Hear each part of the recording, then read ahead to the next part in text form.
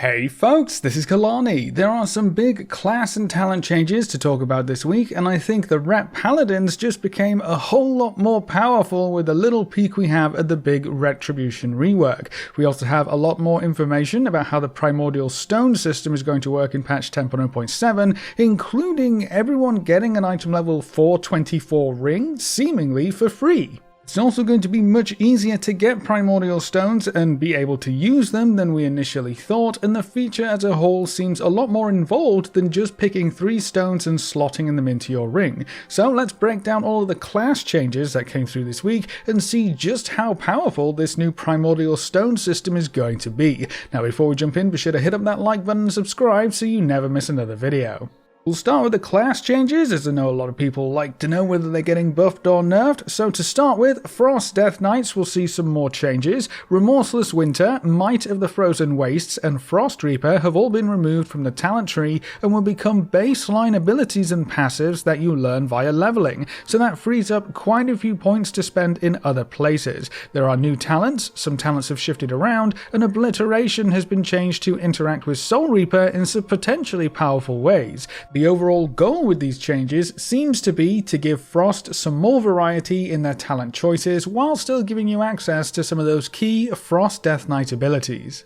Moving on, monks will also see a handful of changes. For Mistweavers, Shaelin's Gift will now trigger mastery exclusively on the primary target. Shaelin's Gift healing was increased by 10%, and there's going to be a new talent that lets it heal 2 additional allies and reduces the cast time. For Windwalker, there's a new talent, Sky Touch, that turns Sky Reach into a choice node to let you keep the crit buff but remove the dash effect. That's actually huge and will hopefully keep our Windwalker monk alive just a little bit more. I can't tell you how often they have dashed into something bad just because they're trying to keep up with their rotation. And then we come to the Paladins. There's a lot to break down here. We're going to see a lot more changes too, because the big Ret rework is finally starting to bleed through the cracks. To start with, Seal of Mercy will be a 1-rank talent instead of 2. Divine Toll and Divine Resonance are now in the class tree instead of spec trees, so everyone will have access to them and it won't cost you any spec talent points. That's going to be a lot of fun. Seraphim and Sanctified Wrath have been removed from the class tree, and Retribution Aura has been completely redesigned. It now grants 5% damage and healing increase for 10 seconds to all party and raid members whenever a party or raid member within 40 yards takes more than 50% of their health in damage. Can only occur once every 30 seconds. This is going to be insane, but the most important part here is that you can get the bonus without everyone having to die for it, and it's a raid-wide bonus. That's probably going to be one of the stronger raid buffs available, even if you don't go out of your way to actively maintain its uptime. I imagine some big tank hits will keep this buff up quite often anyway, so that gives a huge amount of value to bringing a Ret Paladin to all kinds of content. For more specific changes, Sanctified Wrath has been added into the Prop Paladin class tree, talents around the 20-point gate have been adjusted, spell warding will be lower in the tree, some talents have swapped position, and Faith's armor has seen some changes. We don't have the nitty-gritty specifics for the Ret Paladins just yet, but there are some dev notes here. The rework is nearly ready to be unveiled, so maybe next week or the week after. More changes can be expected for the Paladin class tree as well. There are some notes going over why they changed Ret Aura, which make a lot of sense, turning it into a party or raid buff instead of just a personal buff, but then they also go on to say that Ret Paladins will gain a new passive baseline, Instrument of Retribution, which is basically the old Ret Aura anyways. Anytime a party or raid member dies within 40 yards, you gain Avenging Wrath for 12 seconds. So you don't even lose that functionality, you just gain a brand new raid or party-wide buff. They also touch on why Seraphim was removed, to reduce button bloat, but apparently they're going to take Seraphim's throughput and just bake it into core abilities, so expect to see quite a few buffs to general Ret rotational abilities. I'm actually really excited to see how this develops and what else changes for Ret, because with just these changes alone they're going to be very valuable in any kind of group content, and so far they haven't actually lost anything to gain those additional benefits, which is really nice to see. And then Shamans are the other big class getting lots of changes for 10.07 it would seem like, because here they are again with another long list of changes. Curiously, one of the first changes is to revert the Earth Elemental changes that prevented them from taunting off tanks. I can understand why they reverted it. Earth Elemental was very useful in Mythic Plus dungeons, especially to give your tanks a moment to breathe. But if they weren't taunting off your tanks anymore, they would completely lose that functionality, so that has been reverted. We have more changes to various passives and talent effects, lots of talents are moving around yet again, and there are some bug fixes thrown in for good measure. For Elemental specifically, Electrified Shock's duration was increased and there's a bug fix for the same ability. For Resto, there's a new choice node with 2 new talents thrown in just below the Mana Tide Totem talent.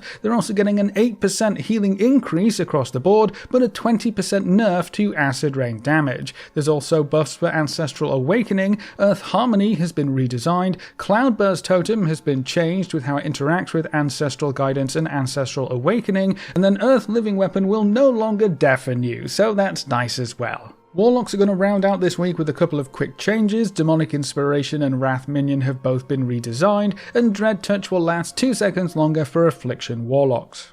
I actually really like how this patch seems to be narrowing down and focusing in on some classes or specs specifically. We've seen a lot about Paladins and Shamans so far, which is great because they were 2 of the classes kinda left behind at the start of Dragonflight and have had quite a few problems in Season 1 so far. So with 10.07, hopefully these classes get into a good place before we head into the next major patch of 10.1. I can't wait to see how the Rep Paladin rework looks when it's finished. Remember that all of these class changes are for patch 10.07, so if you want to test them out, you can pop onto the PTR whenever the build gets updated and give your feedback to help shape your class. Moving on, we have a lot more information about how one of the new major features of patch 10.07 is going to work, the Primordial Stones. If you haven't heard anything about this, it seems to be relatively simple. In 10.07, we'll return to the Forbidden Reach to uncover the mysterious history of the Drakthea, and part of that adventure will involve delving into forgotten vaults. One of the secrets we will come upon in these vaults is a special ring, the Onyx Amulet. The ring has 3 special sockets in it where you can place primordial stones. There are about 25 primordial stones that have been found or data mined so far, and their effects vary quite a lot. Some stones even interact with how other stones work, so you can combine them to create even more powerful and fun combos. So a big part of this patch is going to revolve around picking up your ring and collecting keys from the Forbidden Reach to unlock more and more vault doors to find more primordial stones to expand your collection. So let's break this down a little further, now that we have some more information about how the whole thing will work. To start with, the ring. The Onyx Amulet is the only ring you can put primordial stones into, so everyone is going to want to pick one up. Getting the ring is actually super simple. The first vault you go into in the Forbidden Reach, there will be a quest on the floor. This is the ring. All you have to do is pick up the quest, turn it into the base camp in the Forbidden Reach, and you'll get the ring. That's all you have to do, so it's not a dual crafting recipe. You won't really have to go out of your way to pick this up. It's not going to cost you any gold or materials. You literally just find it lying in the vault. That also means it's going to be very simple to pick up on all of your alts too, which is great news. The primordial stones themselves only come from the Scara vaults, but we're going to have to do a bit more digging when it comes to just finding the ring laying around in the foyer. We'll need to open up some of these vault doors by using Scara vault keys. One key opens one door, and there are plenty of doors to open. Behind each door you can find monsters, puzzles, and treasure. In the various treasure chests you will have a chance to find random primordial stones. They do seem to be quite common. Anytime a room has a large chest in it, it pretty much always seems to contain at least one primordial stone, so I don't think they're going to be rare. You're just going to need to get a little bit lucky to get the stones that you want, or you're going to have to open up a whole bunch of these rooms, which means we're going to be needing more keys. To get more of these Scara Vault keys, you can complete various quests with the NPCs related to the vaults. That will get you a couple of keys every now and then, but the main source of keys is going to be rare farming and treasure farming in the Forbidden Reach. Thanks to a recent blue post, we know for sure that treasures should be included in the key farm, so you want to kill every rare that pops up on the map and loot every treasure you come across, and you'll be drowning in keys in no time. Another interesting piece of information the blue post gave us is that the keys will also be bind on account when this patch goes live, so you can send any excess keys to your alts and help them farm their own primordial stones, or whatever else might be lurking in the vaults, or I guess you could play multiple characters to supercharge your main character's vault expeditions, whichever way you would prefer to play it. Now this doesn't seem to be a static feature either. Once you've completed your perfect stone collection and have pieced together your powerful 3-stone combo to crush all others, we also will have the ability to upgrade these stones. From the blue post we know that we can crush primordial stones into fragments, which can be repurposed into an item to upgrade your favourite stones through your local jewel crafter. If we go digging through the jewel crafting recipe book on the PTR, we can see the same elementium pattern that we thought might be related to crafting the ring, and it has the same requirements: 5 fragments and a placeholder item that hasn't been updated yet. But the key point here is that everyone should be able to crush their own stones somehow. So if you get duplicate stones, or maybe stones you don't see yourself using, you can smash them into fragments and then probably send a crafting order over to a jewel crafter who will make the upgrade item for you. We're not sure how many times you can upgrade stones or how powerful they're going to get, but we do know that as you upgrade stones and slot them into your ring, that will also increase the item level of the ring. So the ring starts at item level 405, and the blue post says it can go up to item level 424, so that's going to give you a different kind of gear progression path to look forward to and progress through in patch 10.07, and it'll also give everyone access to a powerful item level 424 ring. Fragments are going to have another use though. We will also be able to use fragments to purchase newer stones from a specific NPC in the Forbidden Reach, and the blue post notes that while we cannot buy specific stones, they will come in families, so we can kind of target the stones we want. So I guess it's kind of like booster packs of stones, right? If we want a stone in the Earth family, or whatever it happens to be, we just buy an Earth pack, and then we have a higher chance of getting what we want without directly buying what we want. That's still going to be annoying if there's one specific stone you want. It's still RNG after all, even if it's lower RNG, but I guess families of stones is better than just buying random stones. The excess stones will also be crushed into fragments to buy more or upgrade stones, so I guess it's not entirely worthless to get spare stones every once in a while. As of right now, upgrading stones and buying stones is not available on the PTR, but with the blue post explaining how it all works, I assume we'll see all of this stuff in the next build or two.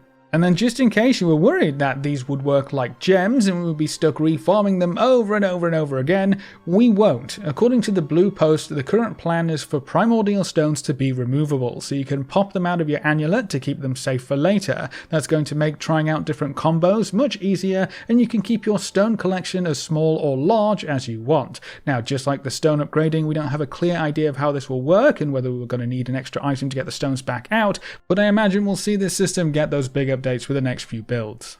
So the last question you probably have regarding this system is, why now? Why a 0.7 patch? Will this continue forward into patch 10.1? Is this a sign of things to come? And the answer seems to be kind of simple.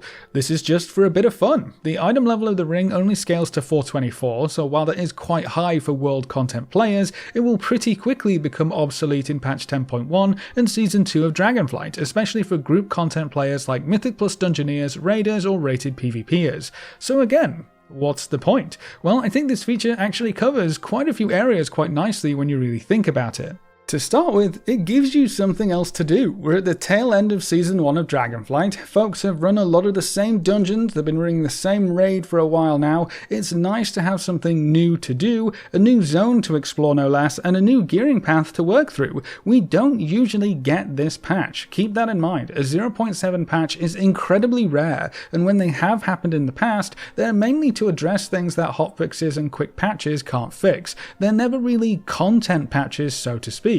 But there's a lot going on in 10.07, the stones feature included, so it gives us something else to sink our teeth into as we work towards the start of a new season. In addition to that, it also helps you gear up a little bit to close the gap between Season 1 gear and the start of Season 2 gear, especially for the world content and solo players. While Raiders, Dungeoneers, and rated PvPers are all sitting above item level 400, it's much harder for world content players to get quite as far. This gives you a powerful item to boost your character's overall power level to help you keep up with new content when it arrives in 10.1. And in addition to that, if this ring and the stone system ends up being quite strong in general, it also gives you a bit of a boost to try and finish up your end of season goals. Having this ring on all of your characters in your raid, for example, could give you enough of a bump to finally take down Razageth on normal or heroic or whatever you've been working on. It could help you push those plus 15 keys or plus 20 keys if that's your kind of thing. Introducing a new power spike that is available to everyone is actually kind of a nerf to every form of content in the current season. So as long as the stones provide that power spike, we're not too sure how powerful they're actually going to be at this point, but they could be very useful in your end of season adventures. So even though these primordial stones won't carry forward into Season 2 in any meaningful way by the sounds of things, they're definitely not going to be worthless if all you care about is player power, and you get to have some fun with the new zone content as the season comes to an end. It's a win-win-win, really, and the alternative would literally be no patch. This is the first time we're getting actual new content twice in 2 minor patches before the major patch comes through. I would much rather have a new zone, a new exploring feature,